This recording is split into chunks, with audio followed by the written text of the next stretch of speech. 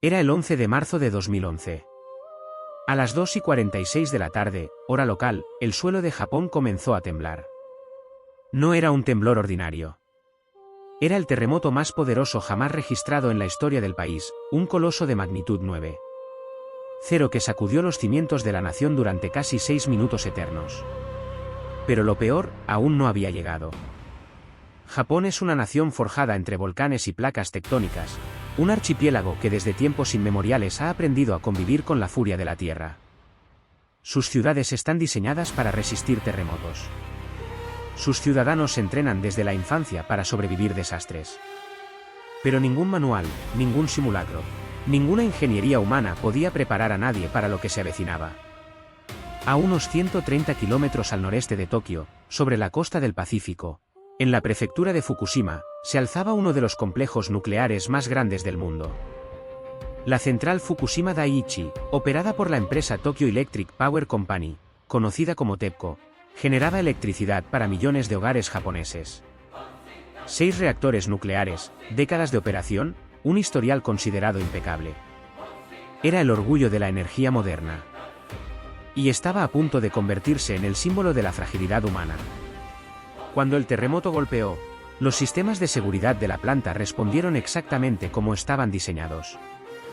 Los 3 reactores activos se apagaron automáticamente. Las barras de control se insertaron en los núcleos para detener la fisión. Todo funcionó. Por un momento, los ingenieros respiraron. El peligro, creyeron, había pasado. No habían visto la ola. 45 minutos después del sismo, el Océano Pacífico tomó su venganza. Un tsunami descomunal, con olas que alcanzaban los 14 metros de altura, barrió la costa de Japón con una violencia inconcebible. Ciudades enteras desaparecieron en minutos. 16.000 personas perecieron ese día. Y en Fukushima Daiichi, el agua salada del Pacífico inundó los sótanos de la central, destruyendo los generadores de emergencia que mantenían funcionando los sistemas de refrigeración. Era el momento en que todo comenzó a desmoronarse. Sin electricidad. Sin refrigeración. Los núcleos de los reactores, aunque apagados, seguían generando un calor residual devastador. El uranio dentro de los vasos de contención comenzó a calentarse hora tras hora, sin control. Los ingenieros de TEPCO lo sabían. El gobierno japonés lo sabía. Y el mundo, poco a poco, también comenzaría a saberlo. El 12 de marzo, poco más de 24 horas después del tsunami, el reactor número 1 explotó. No fue una explosión nuclear en el sentido que muchos temían, sino una explosión de hidrógeno acumulado, un producto del sobrecalentamiento del combustible. Pero fue suficiente para destruir el techo del edificio del reactor y disparar las alarmas en todo el planeta. Las imágenes de aquella columna de humo gris ascendiendo sobre la central recorrieron todas las pantallas del mundo, en cuestión de segundos. El primer ministro Naoto Kan ordenó la evacuación de todos los habitantes en un radio de 20 kilómetros. 150.000 personas tuvieron que abandonar sus hogares, sus animales, sus recuerdos, en cuestión de horas. Pero el drama no había terminado. El 14 de marzo, el reactor número 3 explotó con una violencia aún mayor. Al día siguiente, el reactor número 2 sufrió una explosión interna. Y para colmo, el edificio del reactor número 4, que supuestamente estaba fuera de servicio, también comenzó a arder. 4 reactores en crisis simultánea.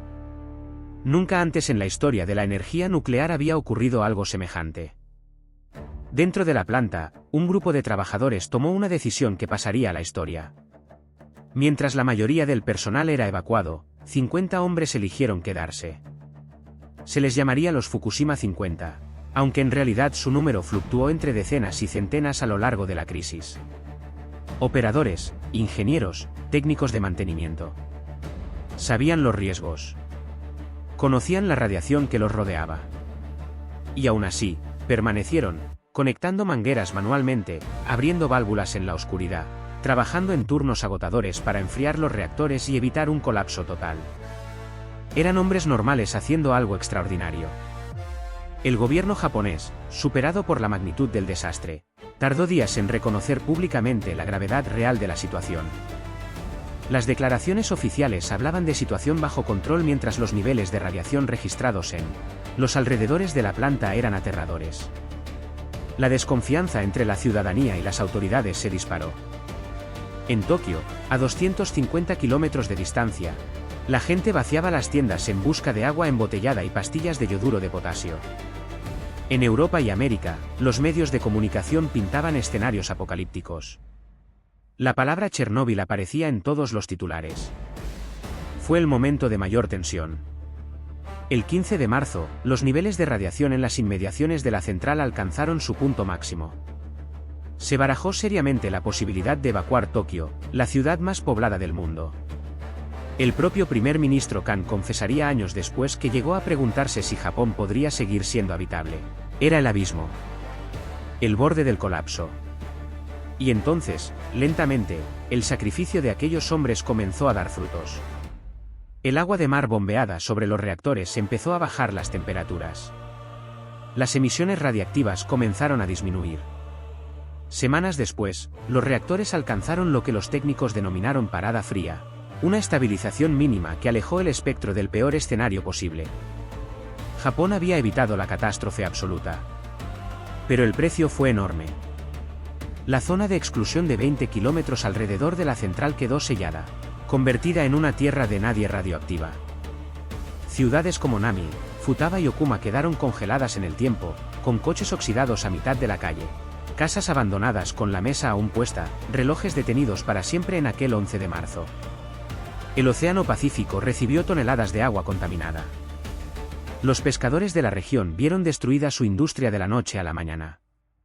Los agricultores de Fukushima, cuya tierra había producido frutas y arroces de calidad, se enfrentaron al estigma y el rechazo de sus propios compatriotas. El impacto humano fue devastador más allá de la radiación en sí misma. Miles de evacuados nunca regresaron. Ancianos que habían vivido toda su vida en esas tierras murieron en centros de acogida, desplazados, sin raíces. La tasa de suicidios entre los evacuados se disparó. Los estudios posteriores confirmarían que el trauma psicológico del desplazamiento causó más muertes que la exposición directa a la radiación. El mundo también cambió. Alemania anunció el abandono definitivo de la energía nuclear.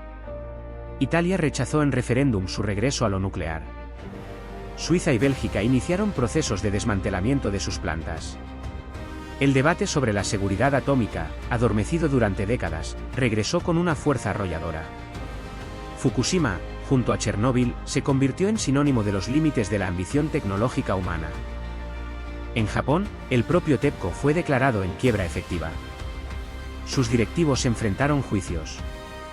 El gobierno asumió el control de la situación y prometió que el proceso de desmantelamiento completo de la central tardaría entre 30 y 40 años. 4 décadas de trabajo para borrar los rastros de pocas horas de catástrofe. En 2023, la controversia volvió a encenderse cuando Japón anunció el vertido controlado al océano del agua tratada, almacenada en la planta, desatando protestas en países vecinos y un nuevo debate global. Hoy, algunas partes de la zona de exclusión han sido reabiertas. Unos pocos miles de habitantes han regresado, más por terquedad y amor a su tierra que por garantías de seguridad absolutas. Los robots enviados al interior de los reactores han captado imágenes del combustible fundido, derretido en el fondo de los vasos de contención, un recordatorio permanente de lo que ocurrió. Fukushima nos habla de algo más profundo que una catástrofe nuclear. Nos habla de la confianza ciega en la tecnología. De los peligros de subestimar la naturaleza.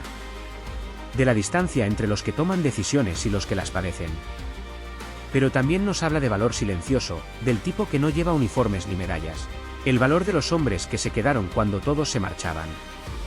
El 11 de marzo de 2011, la Tierra tembló, el mar rugió y el átomo amenazó con devorar a sus creadores. Y en medio de todo eso, la humanidad, imperfecta y aterrada, encontró la manera de sostenerse a sí misma. Esa es la historia de Fukushima. Y no debemos olvidarla jamás.